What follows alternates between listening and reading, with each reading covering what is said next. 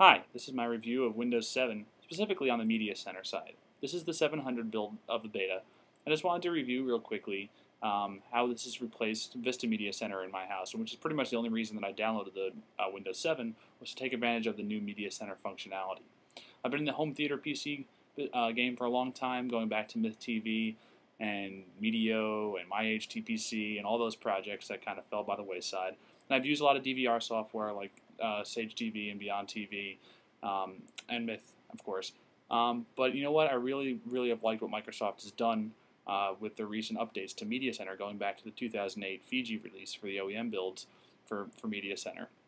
In that build, though, there was a couple key things missing, which they've now have working very nicely in Media Center, and I'd like to go over them today.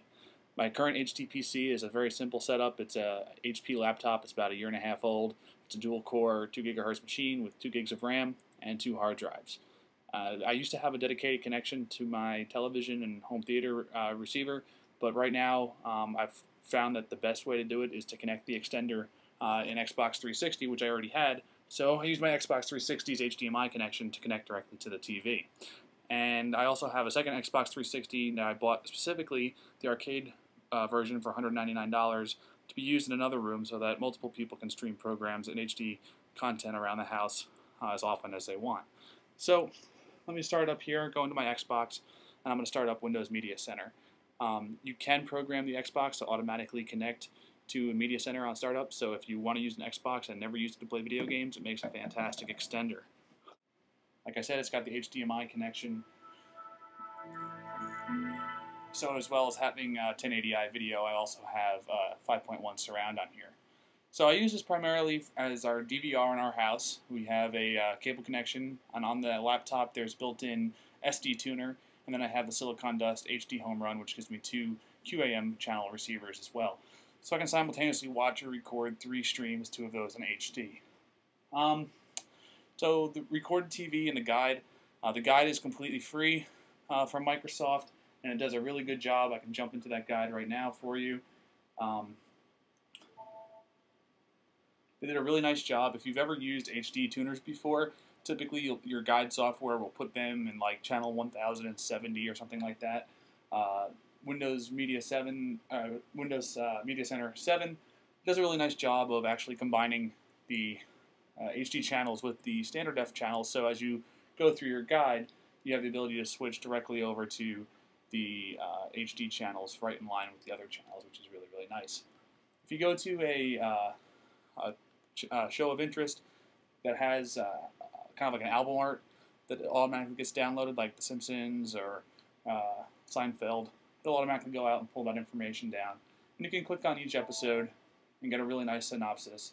And you can also task the ability to go out and record this series or how many of each show you want to keep and all that typical stuff. The HD quality is fantastic. Like I said, I can stream 2 HD signals around my house through this setup. The Secret Service was arriving.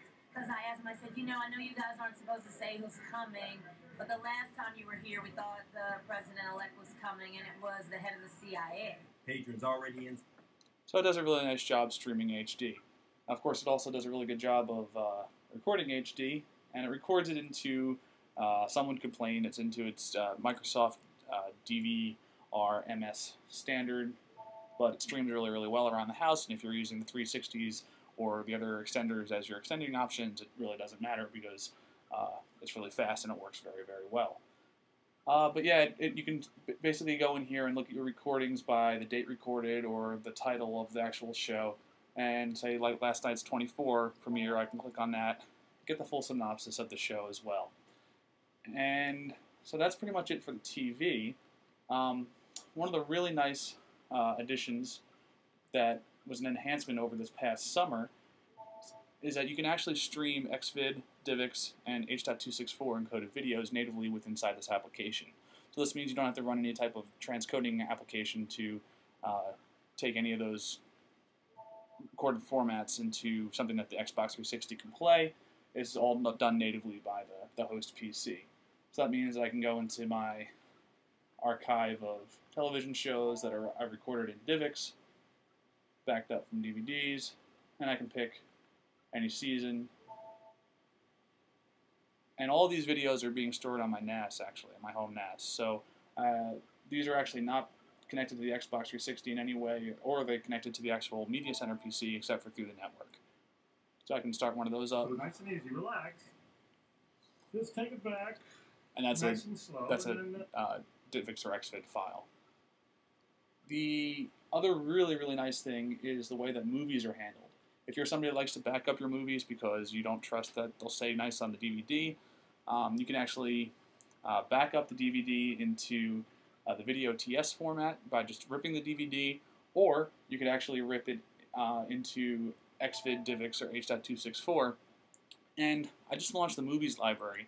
What you see right now are 4 movies that were just recorded over the air. And actually, the Media Center has a really cool, you can take a look to see what movies are playing right now, what movies are coming up, and it automatically goes out and pulls down like all the information about those movies. And what it's taking a second here, this is one criticism, it's actually going out to my NAS right now, and it's querying my entire DVD backup library. And the way that this works is basically have one folder called DVDs, and the DVDs folder has a subfolder for each movie. In each subfolder, all you have to do is put the name of the movie file, and then you go to dvdxml.com. It's a great site where you can download a little XML file to place into that directory as well. And now you'll see that it's brought in the content of my entire DVD library, and it actually downloads all the images. I don't have these images stored anywhere. It went out and queried this. But the problem is that it seems to do this every single time that you load this view rather than caching it, which is good because, hey, you get a really nice update on it, but it's bad because it obviously takes a couple seconds there for it to go out and query it. But all these movies are either MPEG or H.264 or DivX or XVID. And when you click on it, say I want to click on The Dark Knight here, it actually pulls up the full synopsis and cast information as well. So it's really nice for all those people that like to collect movies and store them. And now you can put it on your home NAS and automatically have this connected. And if you want to kick it off, go ahead and click Watch, and there you go.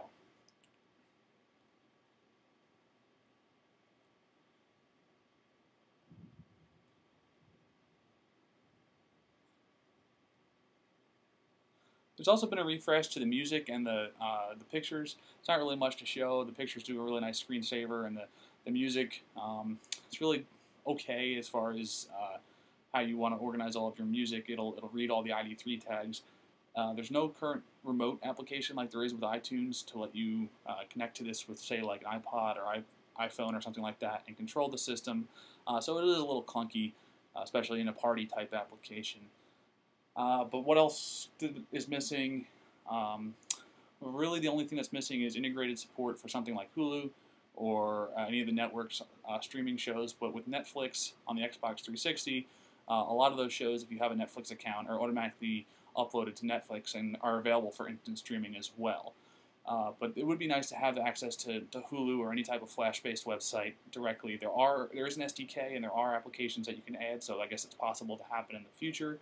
But there's always an issue with trying to get those things to work across the extenders as well. The other glaring omission, as far as I'm concerned, is the lack of any type of podcatcher software. Come on. This is not something that Apple should own. There's a lot of great content coming out of Revision 3 and Twit.tv and all these great sources out there. It'd be nice to be able to subscribe to those with some sort of library application directly in here, especially for all the videos. I want to be able to watch my Cranky Geeks and Techzilla and all that type of stuff on big screen, since they are offering up those feeds. So those are really the only 2 things that are missing as far as I go. I can't wait for this to be finished, but it looks like it's pretty much ready to go right now, and it's working. We're using it operationally in our house. So thanks, and I hope you enjoyed this, and believe it or not, I'm recommending Windows 7.